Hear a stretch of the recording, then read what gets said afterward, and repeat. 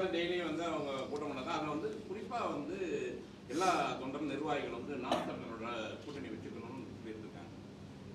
உங்களுடைய நிலைப்பாடு? பேச்சுவார்த்தை கட்சின்னு இருந்தாங்க. இன்றைக்கி நேற்று இல்லையே, அம்மா ஜெயலலிதா இருக்கும்போது கூட அன்றைக்கி 16 வந்து எனக்கு ஒரு ஓட்டு இருக்குதான்னு இல்லையான்னு கூட தெரியல. அன்றைக்கே அவங்க கூப்பிட்டாங்க, தம்பியை கூட்டிகிட்டு வாங்க நம்ம கூட அப்படின்னு. அது எனக்கு கூட்டணிங்கிறது கோட்பாடு இல்லை. அது ரெண்டாவது, திராவிட இந்த இந்திய திராவிட கட்சிகளோடு நாங்கள் இருக்க முடியாது. ஏன்னா இப்போ நீங்கள் வந்து ஒரு திராவிட கட்சியோட போயிட்டு எனக்கு என்ன அரசியல் இருக்குன்னு சொல்லுங்கள். இருங்க, நான் கேட்குறது ஊழல் லஞ்சத்தை ஒழிக்கணும்னு. நீங்கள் ஏற்கனவே இருக்கிற ஊழல் லஞ்ச அந்த கட்சிகள் இப்போ நீங்கள் மாற்றுன்னு பேசுகிறீங்க.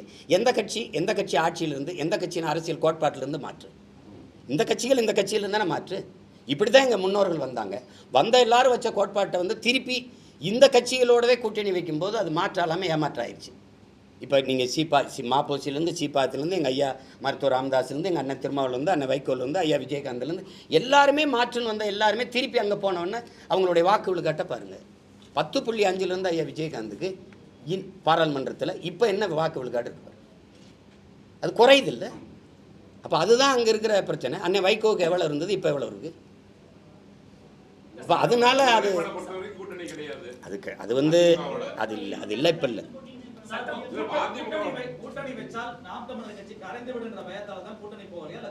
இல்லை நோக்கம் இருக்குது. இப்போ எனக்கு வந்து தம்பி உங்களுக்கு என்ன சொல்லணும், எனக்கு ஒரு கனவு இருக்குது. என் நாடு எப்படி இருக்கணும்னு இருக்குது. எனக்கு 10 ஆண்டு பசுமை திட்டம், பல கோடி பனை திட்டம், பசுஞ்சோலை, பள்ளிகள், இந்த தனியார் முதலாளிகளை இன்ஸ்டியூஷனை அவங்கள மூட வேண்டியதில்லை. ஆனால் அவங்களோட சண்டை செய்யணும், தரத்தை உயர்த்தணும். அரசு மருத்துவமனைக்கு மக்கள் திரும்பி, அரசு பள்ளி கல்லூரிக்கு மக்கள் பிள்ளைகள் படையெடுத்து வர்றது கூடணும். கல்வித்தரத்தை உயர்த்தணும்.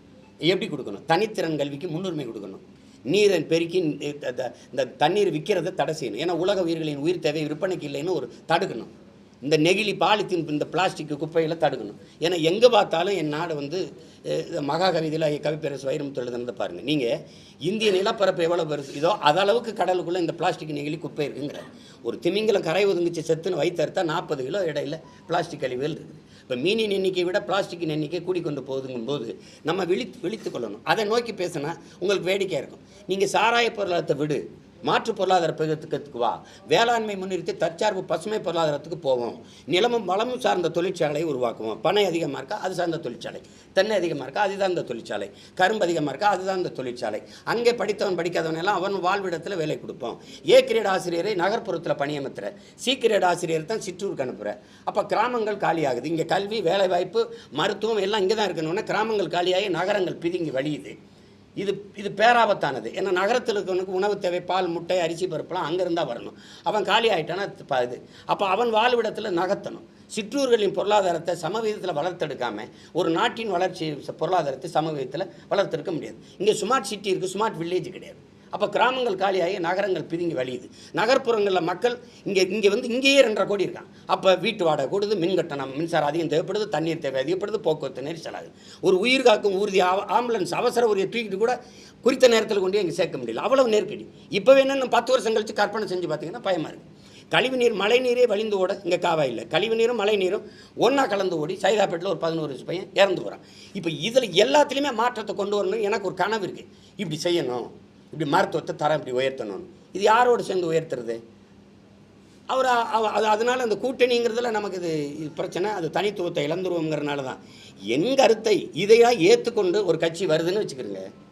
இல்லை அண்ணன் சொல்கிறது சரிதான், இந்த மாதிரி கொண்டு வரலாம், நம்ம வேளாண்மை முன்னிறுத்தி. ஏன்னா நீங்கள் இன்னும் 10 ஆண்டு கழித்து திரும்பி பார்த்தீங்கன்னா தங்க வத்தவன், வைரம் வத்தவன், இந்த பெட்ரோல் டீசல் வச்சுருக்கவன்லாம் பணக்காரனாக இருக்க மாட்டான். எவன்கிட்ட நீர் சோறு அதிகமாக இருக்கோ அவன் தான் உலக பணக்காரனாக இருப்பான். இப்போ நீங்கள் பார்க்குறீங்க என் நாடு 150 கோடி மக்கள், 100 கோடி மக்களுக்கு செல்ஃபோன் கொடுக்க, கார் கொடுக்க, இந்த ஏசி, ஃப்ரிட்ஜு, டிவி எல்லாம் கொடுக்க திட்டம் வச்சுருக்கேன். ஆனால் நீரும் ஜோறும் கொடுக்க திட்டம் இருக்கானா? இல்லை, ஒன்றுமே இல்லை. நீ இதில் எதுவும் இல்லாமல் வாழ்ந்துட முடியும். ஏன் சாராயம் இல்லாமல் கூட வாழலாம், சிகரெட் இல்லாமல் வாழலாம், போதைப் பொருட்கள் இல்லாமல் வாழலாம், கொக்கைன்னு, அபின்னு, கஞ்சா, இதெல்லாம் இல்லாமல் நீ வாழ்ந்துடலாம். நீரும் சோறு இல்லாமல் வாழ முடியாது. இது எல்லாத்தையும் விற்ற முதலாளி பணக்காரனாக இருக்கான். சிகரெட்டு விற்றவன், பான்பராக்கு விற்றவன், கஞ்சா விற்றவன், இந்த சாராயம் விற்றவன்லாம் பணக்காரனாக இருக்கான். ஆனால் சோறு போடுற விவசாயி ஏழையாக இருக்கான், வாழ முடியல, தற்கொலை பண்ணுறான். இந்த நிலையை மாற்றணும்னு நினைக்கிறோம். அதுக்கு எங்களோட ஒத்து போகிறவங்களோட தான் நம்ம அணி சேர முடியுமே. அது அதுக்கு இப்போ தம்பி, இப்போ என் தம்பி இன்னும் கட்சியே ஆரம்பிக்கணும். அவர் ஆரம்பித்து அவர் கருத்தியல் கோட்பாட்டை முன் வச்சு பயணிக்கும் போது தான் ஒத்த கருத்து இருக்கா இல்லையானா இப்போ ஆய்வு செய்யணும். இன்னும் வந்து 18 மாதங்கள் இருக்குது. 18 மாதங்கள் இருக்குது. குறைஞ்சது ஒரு 12 மாதத்தை விட்டுருங்க, அதுக்கப்புறம் பேசுவோம்.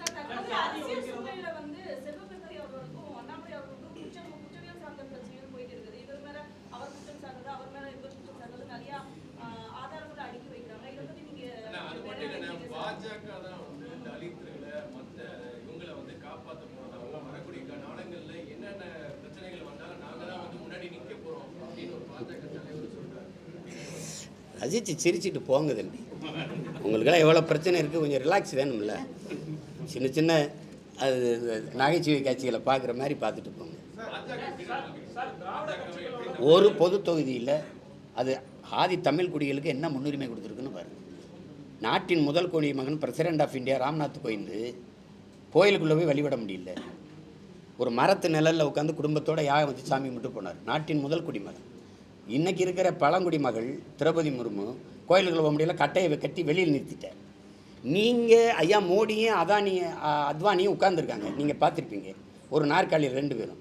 அந்த அம்மா ஓரத்தில் கை கட்டி நிற்கிது. இதை விட கேவலம் ஏதாவது உலகத்தில் உண்டா? ஆனால் வெளியில் வந்து பாரத மாதாவுக்கு ஜெய். மாதாவை நிற்க வச்சுட்டு கை கட்டி நீங்கள் 2 பேரும் நாற்காலி போட்டு உட்காரிங்க. பெண்ணியத்தை எவ்வளோ மதிக்கிறீங்க, பெண்களுக்கு எவ்வளோ முன்னுரிமை கொடுக்குறீங்க, அதுவும் ஒடுக்கப்பட்ட பழங்குடி மக்கள் பிற்படுத்தப்பட்ட மக்களுக்கு என்ன முன்னுரிமை கொடுக்குறீங்கன்னு. பக்கத்தில் ஒரு நாற்காலியை போட்டு உட்காருங்கன்னு. பிரசிடென்ட் ஆஃப் இந்தியாவுக்கே இந்த நிலைமைன்னா நானும் நீங்களை ஏமாத்துறேன் தம்பி. பேசுவாங்க. காதில் தேன் ஊற்றி பயன் இருக்கா தம்பி? வாயில் ஊற்றினா சப்பி சாப்பிட்லாம், காதில் ஊற்றினா என்ன தம்பி இருக்குது? காதிலே ஊற்றுவாங்க. நிற்கலை இல்லை எங்கள் அண்ணன். மனநிலை எங்கள் அண்ணன்ட்ட கேட்குறதுங்கிறது அவர் சார்ந்த இருங்க.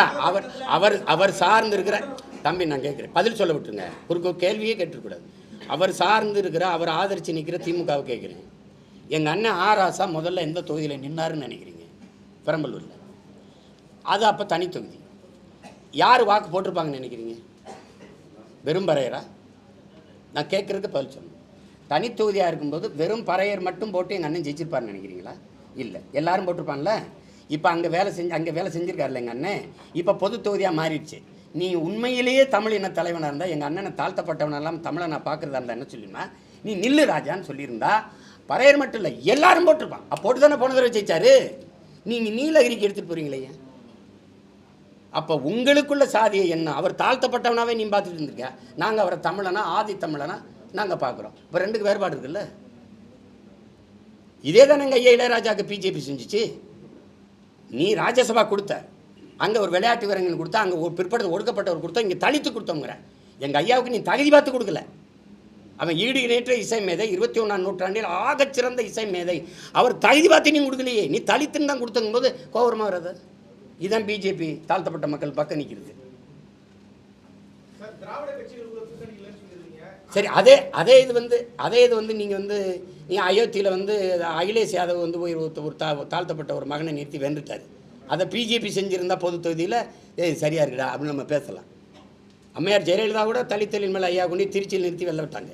அப்படி திமுக தான் முயற்சிச்சிருக்கா தம்பி? அதிமுக உங்களுக்கு தெரியும், சமைச்சு வைக்கிறாரு சாப்பாடு ஐயா தனபால் அவர்கள். இவங்கெல்லாம் சாதி இதில் சாப்பிடல. ஒரு தடவை மறுபடியும் சமைக்கலை. கம்ப்ளைண்ட் போகுது, குற்றச்சாட்டு இந்த ஜெயலலிதா அம்மையார் கூப்பிட்டு கேட்குறாங்க, என்ன தனபால் ஏன் சமைக்கணும்? அழுகிறாரு. ஏன் அழுகிறீங்க? போன தடவை சமைச்சு வச்சோம்மா, சாதி பார்த்துட்டு யாரும் சாப்பிடல. இந்த தடவை சமைச்சேன்னா வீணாத்தான் போயிடும், நம்ம சமைக்கலாமான்னு. இருங்க நான் பார்த்துக்கிறேன்னு உணவுத்துறை அமைச்சராக போடுறாங்க. அது சேட்டை தான். ஆனால் அவரை இது பண்ணுறீங்களாடா, உணவுத்துறை அமைச்சராக போடுறேன். மறுபடியும் அவரை இழிவுபடுத்துகிறாங்க. அப்போ நான் வரைக்கும் யார் வந்தால் நீங்கள் வரும்போது நான் உட்பட எல்லாரும் எந்திரிச்சு நிற்கிற ஒரு இடத்துல உங்களை உட்கார வைக்கிறேன்னு சபாநாயகராகினாங்க. அது மாறுதல். ஆனால் நீங்கள் அப்படி எதையுமே செய்யலையே.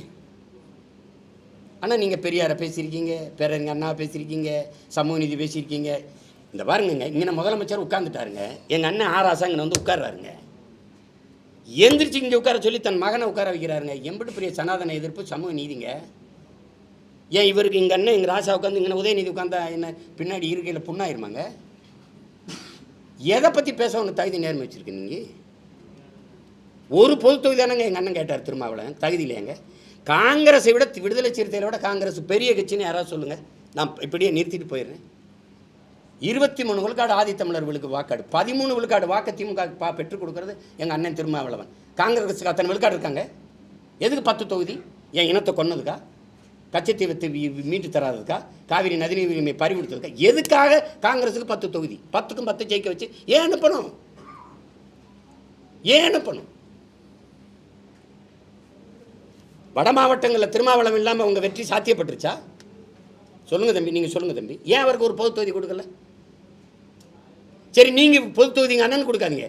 ஒரு பொது தொகுதியில் ஆதி தமிழ் குடியை நிறுத்துங்களே, ஒரு தேவேந்திரரே ஒரு பறையரை நிறுத்துங்களே, அதையாவது செய்யுங்க. நீங்கள் நின்ன 22ல் ஒரு இஸ்லாமியன் கொடுக்கலையே. கூட்டணிக்கு இந்திய யூனியன் முஸ்லீமுக்கு தானே தள்ளி விட்டீங்க. மாமா நவாஸ் கனிக்கு போப்பாங்கன்னு நீங்கள் கொடுத்தது எத்தனை? சனாதனங்கிறது நீங்கள் சனாதன எதிர்ப்பு உங்களிலிருந்து தான் நாங்கள் ஆரம்பிக்கணும்.